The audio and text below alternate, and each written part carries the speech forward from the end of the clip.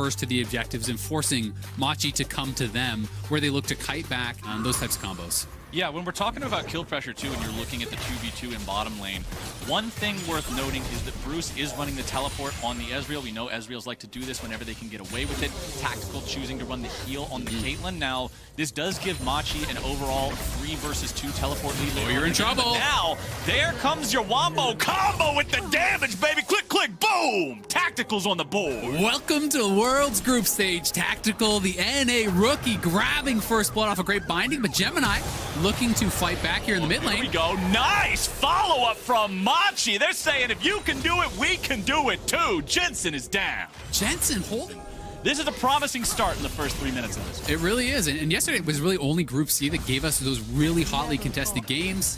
This one starting to look like it could be that again. This wave is pushing away from Impact, so he's going to be exposed to a gank here. And Broxa is farming down on that bottom side, so Impact would be completely alone. And if they can actually chain the CC, land a Volibear stun into a knockup from Orin, Impact is at risk of dying, so I like this gank here from Machi, but Impact is playing it fairly slowly. Oh, Impact gonna walk right up into the brush, and there you go, Gemini putting in so much work in these solo lanes, just takes a big old bite out of them. Really well played here from Gemini in the early stages. This was one of the criticisms that Broxa was from it. Unlucky.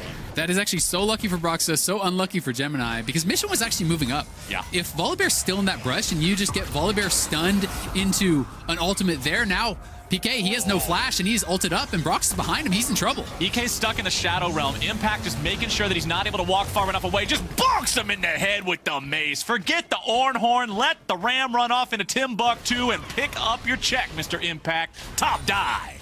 Broxa runs away from Mission, who walks up through the top side of the river, picks up his Impact had to back. So this should be a free first Drake for Machi. It's not an exceptionally fast first Drake.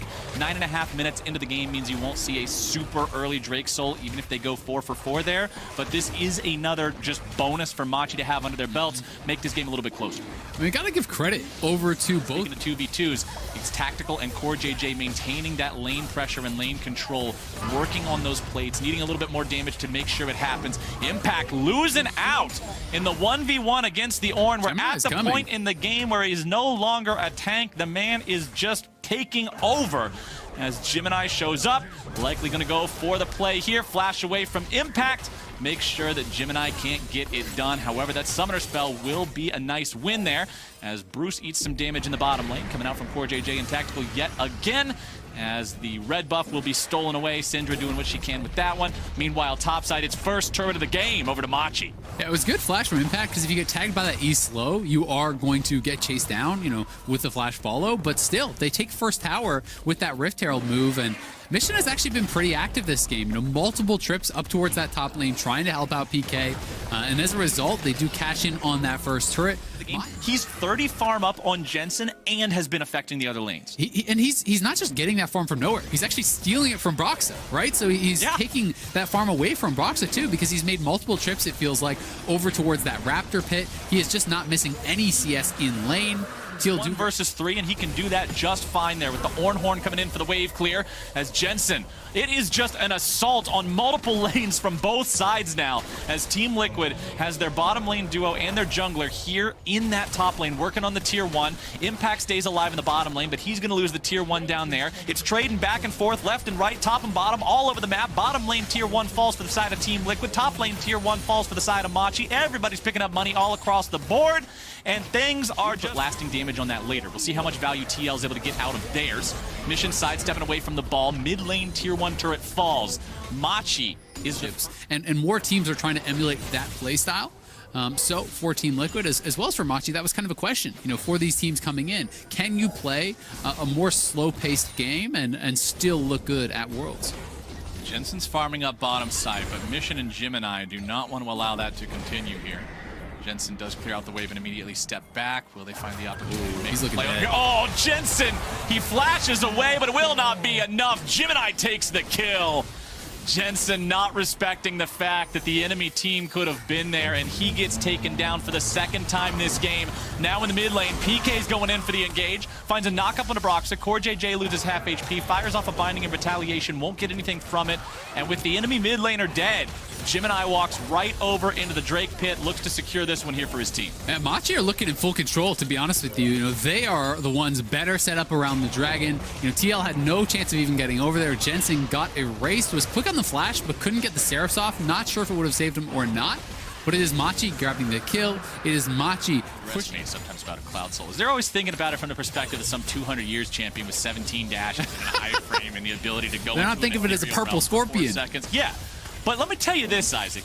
If you're a champion whose only engage mechanism is run at the other dude fast, feels really good to run really fast at the other dude. So Gemini in particular on this volley bear. Trying to set up here for a potential pick onto mission, but again, no hard engage makes it pretty tough to actually look for it. Okay, bottom side, it's the 1v1 between Mordekaiser and Ornn. Now, Impact seems to be doing all right about now. Using the ulti onto PK, flash away coming out from the Ornn. TPs have showed up. Impact cannot kill him off in time. He wants to try to get away, but the entirety of Machi shows up to make sure PK's not in a bad spot. Impact was all right until it didn't become a 1v1 any longer.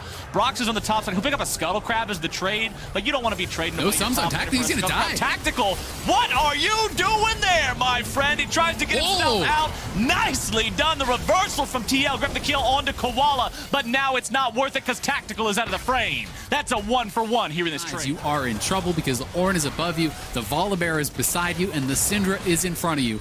So you are a dead Caitlyn, and Machi gonna go to Soul Point. That's a dead Drake because guess what? TL has no vision, and again, they have no one to really face check. You can't send a Braum forward. They've got to send a squishy member forward to see what's going on. And Broxa on the Graves can easily be one-shot by Mission Syndra. He has a Spellbinder with 100 stacks. Machi's just going for the finish. Baron's at 3,000 HP. This is going to be the fight for the Baron. It's secured by the Ezreal of all people. Broxa goes over the wall. This is a vision, you know, around those neutral objectives. And TL, I don't know how they're even going to get to that next dragon without dying, honestly. Well, the game has been kept pretty close by TL in terms of overall gold so far, but now that Machi have the Red Bull Baron buff, now that Machi are in a spot for the next minute and a half where they control this huge bonus in terms of their pushing and map control, this is where you expect to see that bleeding turn into a hemorrhage. This is where you expect to see Machi take the game to a point where Team Liquid no longer feel comfortable at all. Machi, by playing like this, right? You know, you can't just give over everything and expect to magically win later when you're even more behind. You know, they've got to make some sort of play. I think the call is just, all right, we'll contest for Elder or Baron and nothing else, and we'll give over that soul, but you are giving Machi every single little bit of ability to engage. True Shot Barrage gets shot off towards the minion wave to just shove that one up, get these waves pushing. Machi wants to make sure that they have the entire map choked off and just strangled. Make TL sweat to try. Fired through. Over the wall goes Bruce and Machi. They have control over the Baron. Team Liquid, that's the third True Shot Barrage in like 2 minutes. Tactical's nearly taken out now as well, down to about 1/3 HP. TL has no way to approach this. They just cannot get near this Baron at all. Brox is looking for the steal. He knows he can't just give this away. Into the pit he goes. It will not matter. Secured by the Syndra. Brox is juggled around, but he gets back over the wall just in time. Gemini is still barely alive. And Team Elder, which I like, but it's too early. You can't actually maintain this position around the Elder for a full minute when the opponents have the Baron buff. You're going to lose control mid lane. Tactical finally gets a couple of auto attacks off onto Bruce, but it won't really amount to much of anything. Tactical's the flank. Lower HP. Here comes PK. There's your Ornn Horn, but he's not going to find the second half. Jensen with a shockwave onto 2. Jensen in the ground. Machi has priority over mid lane. Broxa tries to retreat, and Team Liquid is just not looking prepared for their main stage opponent here in Machi, who have just been in control for so long in this game. Isaac, Tactical, he's trying to buy some time, but it doesn't matter. What does that mean when Mission is in the base? Tactical is dead. There comes Volibear over the top rope, and CoreJJ is down. Gemini's on a killing spree, and the mid lane is just being crushed by super minions, crushed by Bruce. This Ezreal knows exactly what his limits are and what he is capable of. Mission fires off the ulti. Impact's going golden. Now Impact's likely going down. Double stasis, that's cute. Don't matter too much. Gemini stays alive in the ulti. He's going to be beat up by Mordekaiser, but that's a small consolation prize to get when your Nexus is under fire and 37 minutes in.